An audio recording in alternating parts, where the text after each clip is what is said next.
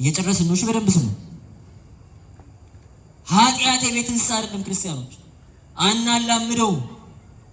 እኛ እንገዛለታለን፣ እኛ እንወርቅበታለን እንጂ እሱን መግዛት ከባድ ነው። ሁሉንም ኃጢአት አንጋፈጥም፣ ሁሉንም ኃጢአት አናሸንፍም። አንዳንዱ ኃጢአት የምናሸንፈው በመሸሽ ብቻ ነው። ለምሳሌ መጽሐፍ ቅዱስ ከዝሙት ሽሹ ይላል። ምን በሉ? ሽሹ ይላል። ታገሉት፣ ተቃውሙት፣ አሸንፉታለም። ሽሹት፣ ሩጡ። ዝሙት ከሚፈጸምበት ቦታ፣ ዝሙት ከሚያሰራ ሰው አምልጡ። በአካል ሩጡ፣ ሽሹ ማለት ነው። ሁሉንም ኃጢአት ተጋፍጠን አንችለውማ። ሁሉንም በደል ታግለን አንችለውም። የምናመልጠው የምንሸሸው ኃጢአት አለ። ሶምሶን ስላልሸሽን የተሸነፈ ደካማ ጎኑ እንደሆነች እያወቀ ከእግዚአብሔር የምትለየው ጸጋውን የምትቀማው እንደሆነ እያወቀ ራስን መካድ፣ ፍላጎትን፣ ደስ የሚያሰኘን ነገር እምቢ ማለት ስለሚከብድ በራስ መፍረድ ከባድ ስለሆነ ሶምሶን ግን ባዕድ ነው። ብዙ ዓመት ልናሸንፈው፣ ልንገድለው፣ ልንረታው ፈልገን አልተሳካልንም። ኃይል አለው። ከአምላኩ ዘንድ የተሰጠው ልዩ ጉልበት፣ ልዩ ኃይል አለው። ኃይሉ ምን ላይ እንደሆነ አጣርተሽ ከነገርሽን እያንዳንዳችን 1100 ብር እንሰጥሻለን አሉት። እሺ አለች ደሊላ።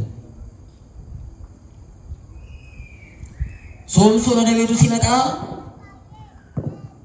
የፍልስጤምን ወታደሮች፣ የፍልስጤምን ጎረምሶች ከቤቷ ጀርባ ጓሮ ውስጥ ደበቀቻቸውና ሶምሶን ሆይ የኔ ወዳጅ የምወድህ ተወደኝ እንደው የምትወደኝ ከሆነ ኃይል ከየት እንደሆነ ምስጢሩን ንገረኝ አለች። ሶምሶን ሊነግራት አልፈለገም፣ ሊያስቀይማትም አልፈለገም። ስለዚህ ሊያባብላት ሞከረ። በደንብ ሰው እንደው ምን ባደርግ ነው ኃይልን የምታጣው ስትለው ምንም ያልታሰረበት አዲስ የሆነ 7 እርጥብ ጠፍር ታውቃላችሁ? ከቆዳ የተሰራ ገመድ ማለት ነው። እርጥብ ገና ያልደረቀ 7 ጠፍር አምጥተሽ በእሱ ብታስሪ ኃይሌን ጉልበቴን አጣለሁ፣ እንደ ሁሉም ሰው ሆናለሁ ማለት ነው።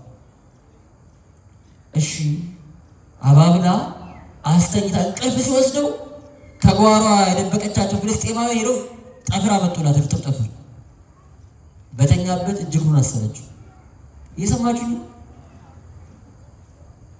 ካሰረችው በኋላ ሶምሶን ጠላቶች ፍልስጤማውያን መጡ ተነስ አለችው። ሶምሶን ደንግጦ ብድግ ብሎ ሲነሳ የታሰረበት ጠፍር እሳት ውስጥ እንደገባ ላስቲክ እየቀለጠ ከእጁ ላይ ወደቀ። ሊያስቆመው አልቻለም። ይሄን ስታይ አጎረፈች። አሁን ንገሩኝ፣ ሶምሶን ነው ማኩረፍ ያለበት ወይስ ደሊላ ናት? ሚስጥሬን የልቤን አውጥቼ ብነግርሽ እንዴት ኃይሌን ልትቀሚ ትታጊያለሽ ብሎ ማኩረፍ የነበረበት ማን ነው? ሶምሶን ነው። እሱ ግን አላኮረፈም። እሷ አኮረፈች። አትወደኝም አይደል አለች። ልብህን ከኔ ሰወርክብኝ አይደል? አታለልከኝ አይደል? የምትወደኝ ከሆነ እውነቱን ንገረኝ። ምን ባደርግ ነው ኃይልህን የምታጣው አለችው። ምንም ስራ ያልተሰራበት፣ ምንም ያልታሰረበት አዲስ ገመድ አምጥተሽ ብታስሪ ኃይሌን ጉልበቴን አጣለሁ፣ እንደማንኛውም ሰው ሆናለሁ አለ። ይገርማችኋል።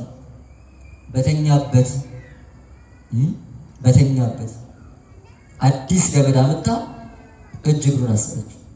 ሶምሶን ጠላቶች ፍልስጤማውያን መጡብህ ተነስ ስትለው ደንግጦ ብድግ ብሎ ሲነሳ በገመድ እንዳልታሰረ ሁሉ ገመዱ ከእጁ ላይ ብጥስጥስ ብሎ ወደቀ። ተበሳጨች፣ ተቆጣች። እንዴት ትዋሸኛለህ? ሶምሶን አትወደኝም። የምትወደኝ ከሆነ ልብህ ከኔ ጋር ካለ እውነቱን ንገረኝ። ኃይልህን የምታጣው ምን ባደርግህ ነው አለች። ሶምሶን ጨነቀ። ሶምሶን ኃይሉ ያለው ምኑ ላይ ነው ክርስቲያኖች? ጸጉሩ ላይ አይደለም፣ ምላጭ ያላረፈበት ጸጉሩ ላይ። አሁን እውነቱን ሊነግራት አልፈለገም። ነፍሱን ደግሞ እያስጨነቀችው ነው።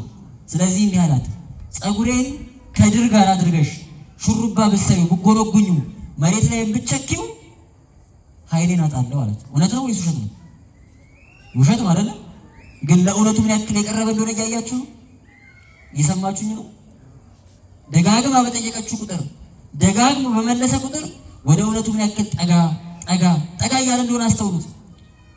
አቅፋ ባብላ አስተኛችሁ፣ በተኛበትም ፀጉሩን ጉንጉን አድርጋ ሰራችሁ፣ መሬት ላይም ቸከለችው ይላል። ግሩም እኮ ነው። ሶምሶን ጠላቶች ፍልስጤማውያን መጡብህ፣ ተነስ።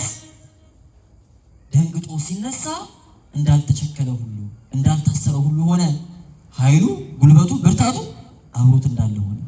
ይሄን ጊዜ አምርራ ተቆጣች። እንዴት እወድሻለሁ ትለኛለህ አለችው። ሬሳችን ትዝ አላችሁ? መልሱ በላተኛ አደገኛ የተባለ አንበሳ ነው። ከአንበሳ በላይ አደገኛ ማን አለ? መብል የተባለ ጥፍጥ ጣፋጭ የተባለ ማር ነው። ከማር የሚጣፍጥ ምን አለ? ስለዚህ መልሱ ከአንበሳ አፍ ማር ወጣ ማለት ነው ብሎ መለሱለት። ማን ነግሯቸው? ሚስቱ። ሶምሶን በጥጃዬ ባላረሳችሁ፣ እንቆቅልሽን ባልመለሳችሁ፣ በሚስቴ በኩል ባመጡ ቢኖረው እንቆቅልሽን አታውቁም ነበር ብሎ ከፋው። ሄዶ ከወንበዴዎች ጋር ተጋድሎ 30 ልብሱን አምጥቶ ሰጣቸው። አኩርፎ ወደ ሀገሩ ተመለሰ ይላል። በማን አኩርፎ? በሚስቱ። ከ3 ወር በኋላ ኩርፊያው ሲበርድለት እስቲ ሚስቴን ልያት ብሎ ወደ ተምና መጣ። ወደ ተምና እየወረደ እያለ የሚስቱን አባት መንገድ ላይ ያገኛቸው። እየሰማችሁ ይኖራል። ለታሪኩን አረዘም ነው መሰለኝ።